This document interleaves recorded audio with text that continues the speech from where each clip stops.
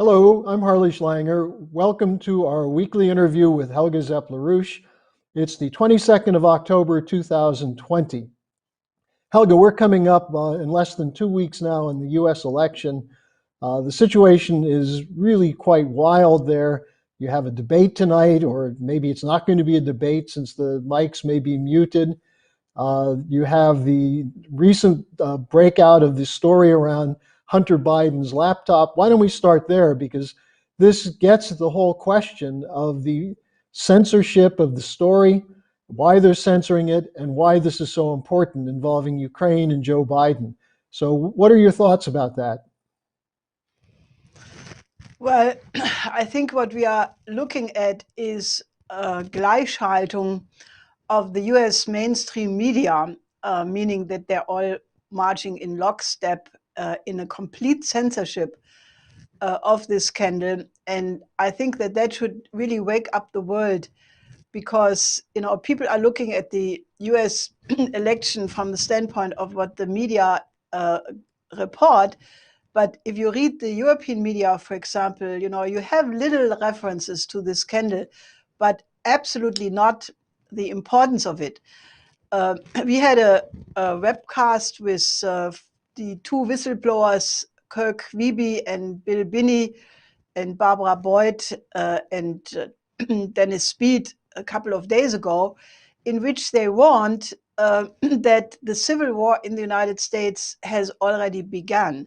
That was Kirk Wiebe saying that. And he said that the fact that the effort was so blatant to suppress an article in the New York Post covering this obvious corrupt behavior of Biden when he was vice president in relationship to his effort to suppress the Burisma investigation in the Ukraine, that forebodes the intent of the establishment to go for a complete vote fraud, and that everything really depends on getting this story out before the election.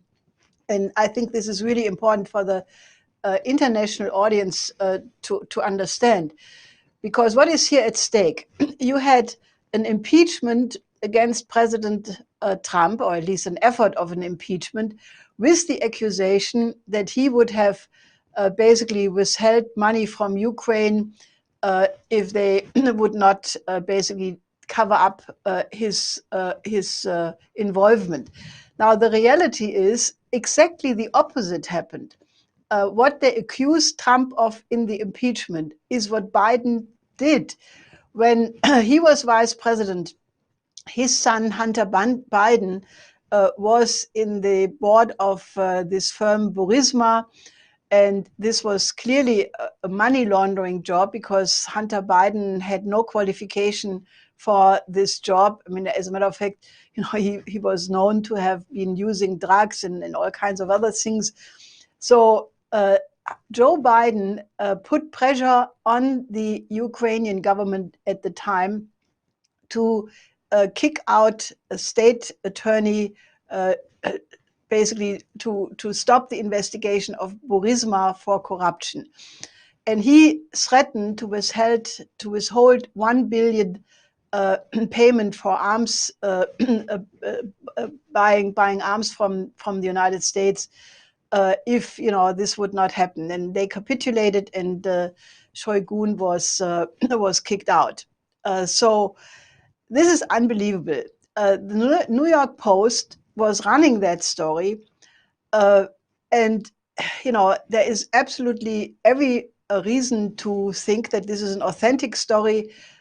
National Director of National Intelligence Ratcliffe said there is absolutely no evidence that it was a Russian story, but naturally the usual suspects like Brennan and Klepper immediately claimed. So you have a story which then is suppressed by Twitter and and Facebook in a blatant effort to censor the covering of a major crime and misdemeanor of the presidential candidate of the Democratic Party. Now, the question obviously is, if the US voters would know about this, maybe they would have second thoughts about giving their vote to Biden. So this is in the literally in the run up to the US election, a blatant effort to censor the truth from coming out.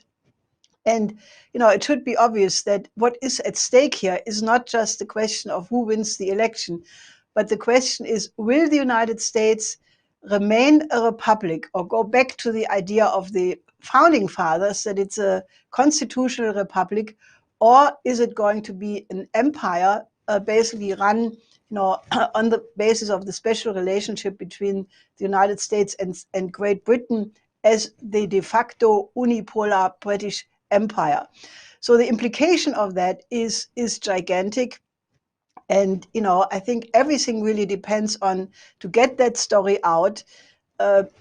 We made this press conference, which got a lot of viewers already. So you should go to the links underneath this webcast and spread it as far as you can. There was a major article appearing about all of that in a South African website by a journalist who used to work for all kinds of mainstream newspapers, including the Times of London. And it was a fairly straightforward article. So you should also get that around. But what is really at stake here is the question of war and peace, because there is no question that with the agenda of Biden bringing back the entire war party machine, and you just look at the at the cast of characters and what they have said about Russia and China. So I think everything depends really on getting this story out before the election so that the voters have a chance to really make up their mind. You mentioned the issue raised by Ratcliffe.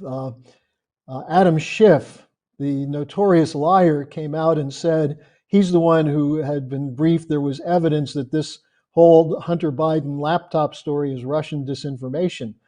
But behind that, you still have a chorus of voices threatening Russia and China, one of whom is Defense Secretary Esper, who at a meeting of the Atlantic Council yesterday talked about the need to contain an aggressive Russia and China. Now, Helga, one aspect of this is this push to move NATO into the so-called Indo-Pacific region with the establishment of a Quad. Why would NATO have a policy of being involved in containment of China? Well, I think it is the whole question of, which paradigm is going to come out of this situation on top. Because with the financial crisis, the definite escalation of the pandemic practically everywhere except China, an incredible famine in Africa, a collapsing real economy, it is very clear that these people have only one aim in mind: to contain Russia, to contain China. And as we have seen in the recent extremely risky maneuvers at the Russian border, fighter jets almost colliding with Russian jets, the same going on the Chinese border, it is really the question of encirclement. And the tone is getting more rough. So the effort to expand NATO into the Pacific, into the Indo-Pacific, and get India in a confrontation course against China in particular, is really the geopolitical game which has the seeds of World War III. So Esper and Pompeo will go to New Delhi on the 26th and 27th of October. And there are also maneuvers to which Modi has invited the Quad countries. So this is definitely something one should keep in mind, especially with the provocations around Taiwan, where China is again and again insisting that it's the one China policy, and they will not allow Taiwan to be made independent or being used as a tool in the confrontation against China. So this is really very, very dangerous. Well, you participated in a conference yesterday on the whole question of European-Chinese relations, and sounded like very interesting discussion about this whole question of Confucianism. But can you give us an overview of what was discussed and how the conference went?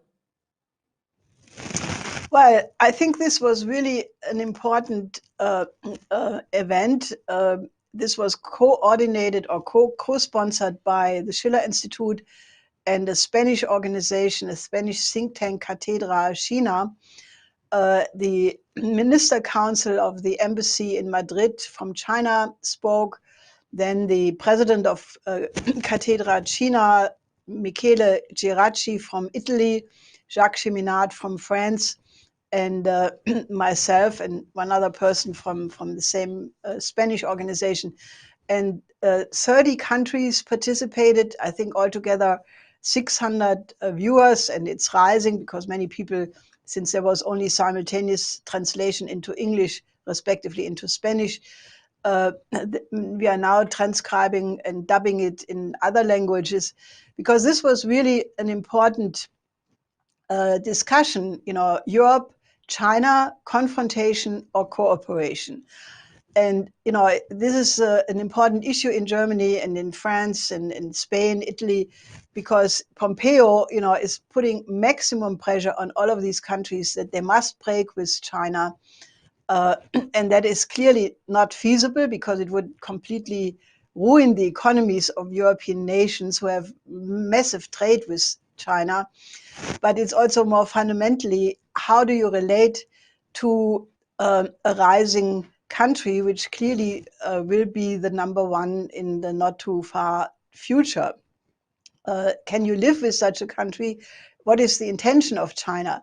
And I think especially Marcelo Munoz, who is the president of Cátedra China, gave a speech which I really would like everybody to read. I really emphasize that speech because he said, what people don't understand in the West is that China and the West are two completely different civilizations. China knows quite some bit about Europe and about the West, but the West does know almost nothing about China. I mean, naturally, there are people who know, but the majority just are completely ignorant. And then he quoted Leibniz saying that China is even another planet. And then he gave a very dense but to the point presentation of how China is the only continuous nation and civilization since 5,000 years with a Confucian-based system since 2,300 years. And that, basically it has been the world leader in technology until the 15th century. Many inventions were made by China. And for China to come back and resume a role on the stage of history is just something quite natural because they had that role for thousands of years. So I really think this was very, very interesting. And I focused my presentation on the differences, but also the similarities concerning universal principles as they are expressed by Schiller and Confucius. And then we had naturally many other interesting speeches, but I just want to emphasize this one aspect which came up then in the discussion, namely, the main difference, obviously, what many speakers were pointing out, is that the Chinese tradition is putting the priority on the community, on the collective, the common good, rather than the right of the individual. And that is deeply embedded in the Chinese history. So then in the discussion, the question came up, is Confucianism actually furthering creativity or is it restricting it? And I'm absolutely of the opinion that it furthers is, especially because the Chinese central authorities have just a couple of days ago issued new guidelines, which I find very interesting for the West to think about, that the arts, poetry, drama, opera, painting, dance, that they all will have the same importance in the curriculum as the so-called MINT subjects, the MINT subjects being the natural sciences, where China is already in a leading position in the PISA rating. Now, they want until 2022 that, the education in the aesthetic areas is as important as in these natural sciences. And I think that if you know, what is Schiller's answer to the, problems of the French Revolution, it was that the improvement of the character is the only way how you can move forward in politics. And that is the approach Confucius took, who developed his whole philosophy in answer to the warring state period, which was a period of utmost chaos in China. And that was also why Leibniz in the 17th century was so excited about Confucius, because he was under the impression of the 150 years of religious war in Europe, culminating in the 30-year war. And he also recognized that the aesthetic education is the only way how you can actually, get people back in a shape of, reason and emotional development. So I think this was a very, very interesting debate, and I think it's that kind of a dialogue which is urgently needed, and not the kind of enemy image and demonization of China, Russia, Putin, Trump, what we have seen in the recent period. But you need actually to find out about the other culture and really understand it in depth, and then whole horizons are opening up. Well, this concept of the politicians needing to have an improvement of character, you look at the people we were talking about at the beginning, the Brennans, the Clappers, the Bidens, an aesthetical education would certainly go a long way with them.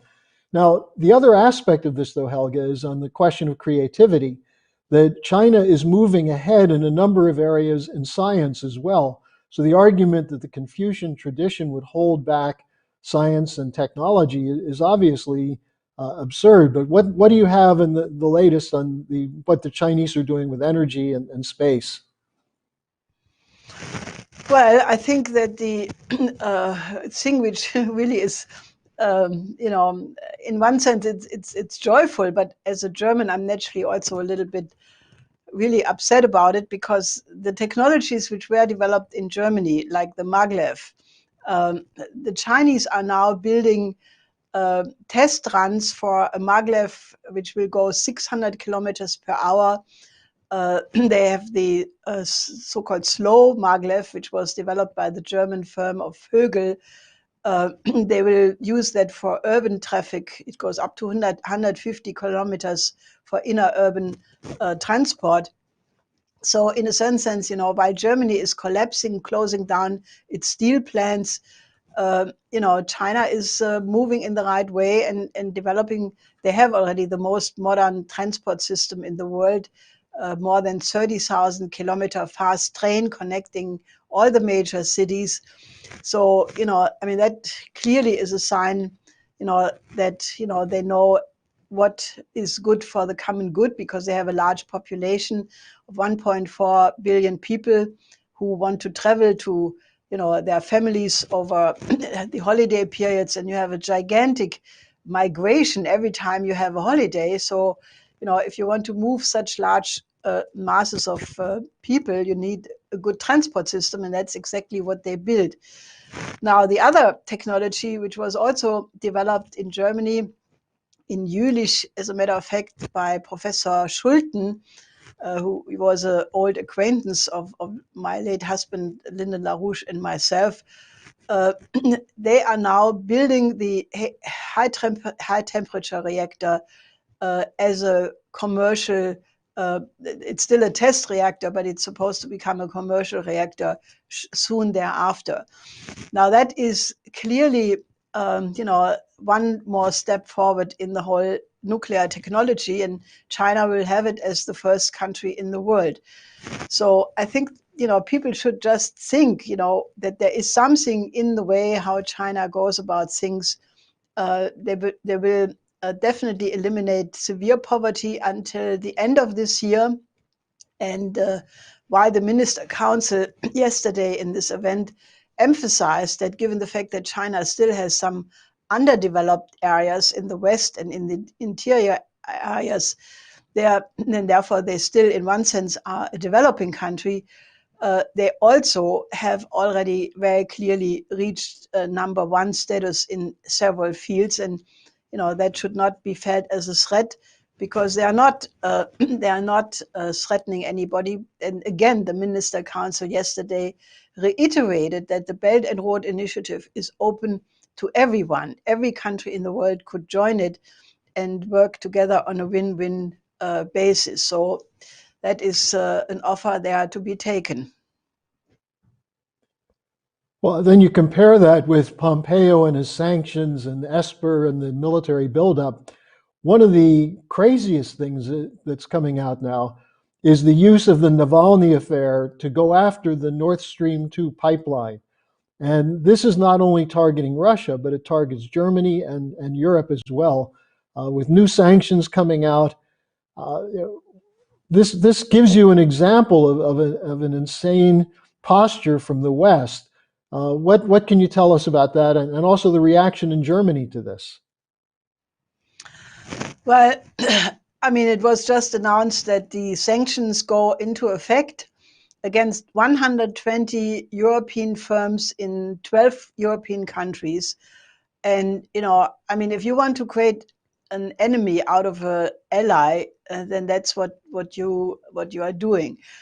This is a complete violation of sovereignty of European nations.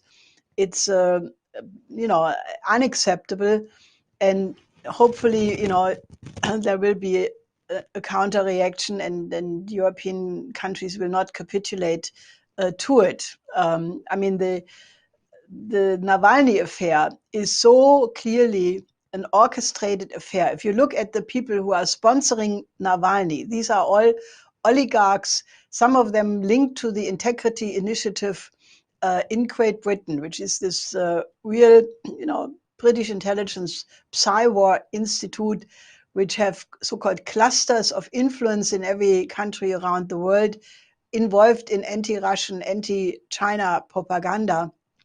And they are sponsoring Navalny.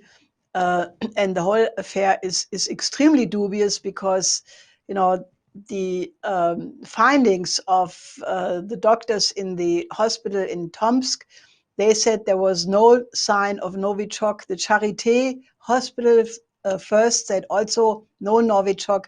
And only when these samples were brought to a military lab of the Bundeswehr, they claimed they found traces of Novichok. However, everybody knows if it would have been Novichok, Navalny would have been dead within 10 minutes. So the whole thing is completely questionable. It really looks like a classical British intelligence operation of the same type like the Skripal affair. But unfortunately, the EU immediately moved and said that they will implement sanctions. And now, naturally, the aim is Nord Stream 2, which really is the question of the independence and sovereignty of Europe. So this is a very serious affair, and hopefully we can see some resistance of it, because this is this is the very self-interest of European nations. Finally, I want to come to something that you started bringing up very early this year, when no one else was talking about it, at least in the West, which is the situation of famine in Africa facing 30 million to 70 million people. David Beasley, the executive director of the World Food Organization, has been traveling. He's been really fighting to get aid. Interestingly, the United States, President Trump increased the aid to the World Food Organization, but it's still not enough. And as this is developing, there was a recent story out about, besides the short-term solution, which is emergency aid, the longer-term solution rests in something else that we've been fighting for years, the TransAqua project. So I wonder if you can just summarize the developments around the situation with the famine in Africa, and also the importance of looking to these major infrastructure projects as the solution to the problem in the future. Well, I think, that should be really the number one issue in the mainstream media, if they would, categorize their news according to the importance of events. the fact that already 7 million people died this year, which was not necessary because Beasley had warned of it a year ago. And he demanded that he needed 5.8 billion euros, and he only got 1.4 billion, lacking 5 billion. 5 billion is the proverbial peanuts. And Beasley, in a subsequent speech, said, the more than 2,000 billionaires, if they would each give a certain amount, they wouldn't miss a meal. And that is so obvious. So we are escalating the campaign because if this is not remedied with a short-term airlift, as Schiller Institute LaRouche member Philip Soko-Libane from South Africa has urgently appealed to Trump, but also, in general to the world. This year, 30 million more people are in acute danger to die. And that is not necessary. I mean, it's one thing if you have a natural catastrophe where you can't do anything about, but to increase the food shipment to Africa, to double the food production in terms of agriculture, would be very, very easy. So we are campaigning around that, that you need to have a short-term mobilization.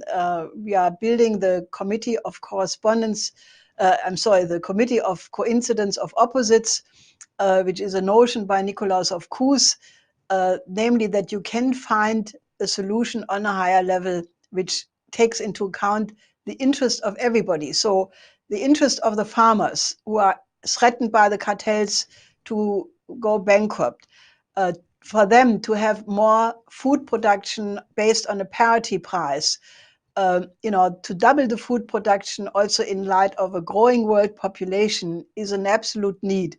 The developing countries urgently need the food. The Europeans, it would be in their interest to help because, if this is not being solved, you will have the largest migration wave ever. By 2050, the African population alone is scheduled to be 2.5 billion people. And obviously, we need to double the food production in light of this development. So, all of this is really on the agenda. The authors of the Trans-Aqua project, which we have talked about in this program several times, but let me just restate it. This would be the idea to refill Lake Chad, which has dried out to be only 10% of its volume. The Sahel zone is as a consequence, an area of instability, hunger, and social strife, giving ground for terrorism and so forth. So that should be refilled by taking 3 to 4% of the tributaries of the Congo River in the height of 500 meters, and then bring this water, which now is going into the Atlantic without any use, and it doesn't hurt anybody to take these 3%, and bring that through a system of channels and waterways into Lake Chad. This would immediately give the opportunity for inland shipping, for large irrigation of agricultural areas, for industrial parks. You would put an infrastructure development program into the heart of Africa, which would affect positively 12 countries, and especially the Lake Chad region, which is one of the key areas of migration and horror. So that should be put on the agenda immediately. And as I said, we talked to the authors of this program who said this was all clear since 30 years that this situation would arrive. And the people who have been blocking this project are really to blame for the terrible catastrophe which is now happening in Africa with the famine, the pandemic, the locust plague, and all of these things. So we will escalate our mobilization, and I'm calling on all of you to help. We will put the call of Philip Soko-Libane underneath this program. And stay tuned because, we are building this committee to try to give an example of what governments should be doing in this situation. Well, Helga, when we meet again next week, it will be just days before the US election. I think it would be very useful for all of our viewers to go to the LaRouche PAC site and look at this video presentation from yesterday of Bill Binney and Kirk Wiebe on the question of the Civil War has begun. So I have no other questions. Is there anything else you want to add? No, I think that this is a moment where people are really tested. Can they look in shaping the future? Can they mobilize themselves to be part of the solution? And the best way of doing it is that you become part of the Schiller Institute and help us in our efforts. Okay, Helga, thank you, and I'll see you next week. Till next week.